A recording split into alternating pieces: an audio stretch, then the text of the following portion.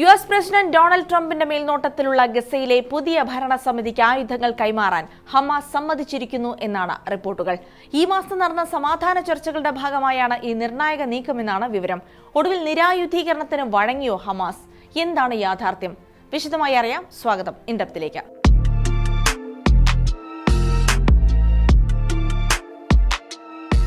ഈജിപ്തിലെ കൈറോയിൽ നടന്ന ചർച്ചകൾക്ക് ശേഷം ഞായറാഴ്ച പുറത്തിറക്കിയ പ്രസ്താവനയിൽ ഗസയിൽ വെടിനിർത്തൽ നടപ്പിലാക്കാനാണ് തങ്ങൾ ശ്രമിക്കുന്നതെന്ന് ഹമാസ് അറിയിച്ചിരുന്നു.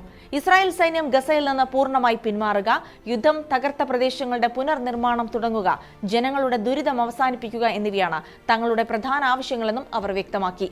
2025 ഒപ്പുവച്ച ഗസ വെടിനിർത്തൽ കരാറിന്റെ പ്രധാന ലക്ഷ്യങ്ങൾ പ്രദേശത്തെ നിരായുധീകരണവും തകർന്നടിഞ്ഞ നഗരങ്ങളുടെ പുനർനിർമ്മാണവുമായിരുന്നു. എന്നാൽ കരാർ 6 മാസം പിന്നിടുമ്പോഴും ഗസയിലെ സ്ഥിതി അതീവ സങ്കീർണമായി തുടരുന്നു. മാനുഷിക പ്രതിസന്ധിയും ഇടയ്ക്കിടെയുണ്ടാകുന്ന അക്രമ സംഭവങ്ങളും സമാധാന ശ്രമങ്ങൾക്ക് വെല്ലുവിളിയാകുന്നുണ്ട്. ഈ സാഹചര്യത്തിൽ തങ്ങളുടെ പക്കലുള്ള ചില ആയുധങ്ങൾ കൈമാറാൻ തയ്യാറാണെന്ന സൂചന കൂടി നൽകിയിട്ടുണ്ട് ഹമാസ്. ഗസയിലെ പോലീസും ആഭ്യന്തര സുരക്ഷാ സേനകളും ഉപയോഗിക്കുന്ന ലഘുവായ ആയുധങ്ങൾ അന്താരാഷ്ട്ര മേൽനോട്ടത്തിൽ കൈമാറാമെന്ന് ഹമാസ് അറിയിച്ചിട്ടുണ്ട്. എന്നാൽ തങ്ങളുടെ പ്രധാന സൈനിക വിഭാഗമായ അൽ ഖസാം ബ്രിഗേഡിന്റെ പക്കലുള്ള ആയുധങ്ങൾ നൽകുന്ന കാര്യത്തിൽ അവർ വ്യക്തമായ മറുപടി നൽകിയിട്ടില്ല. 10,000-കണക്കിന് റൈഫിളുകളും ആന്റി ടാങ്ക് റോക്കറ്റുകളും ഉൾപ്പെടെയുള്ള വലിയ ആയുധശേഖരം ഈ സൈനിക വിഭാഗത്തിന്റെ കൈവശമുണ്ട്.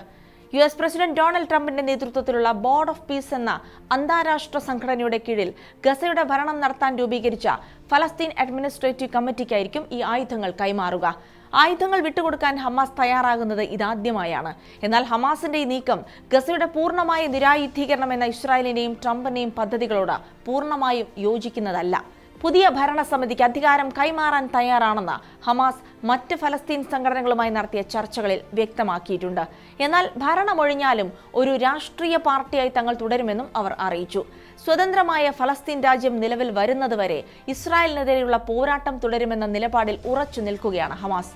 8 മാസത്തിനുള്ളിൽ ഘട്ടങ്ങളായി ഹമാസ് ആയുധങ്ങൾ ഉപേക്ഷിക്കണമെന്നാണ് ട്രംപിന്റെ ബോർഡ് ഓഫ് പീസ് മുന്നോട്ട് വച്ചിരിക്കുന്ന പ്രധാന നിർദ്ദേശം. അതേസമയം ഇസ്രായേൽ സൈന്യം ഗസയിൽ നിന്ന് പിന്മാറുകയും ഉപരോധം നീക്കുകയും ചെയ്താൽ മാത്രമേ ആയുധങ്ങൾ കൈമാറുന്നതിനെക്കുറിച്ച് ആലോചിക്കൂ എന്നാണ് ഹമാസിന്റെ നിലപാട്.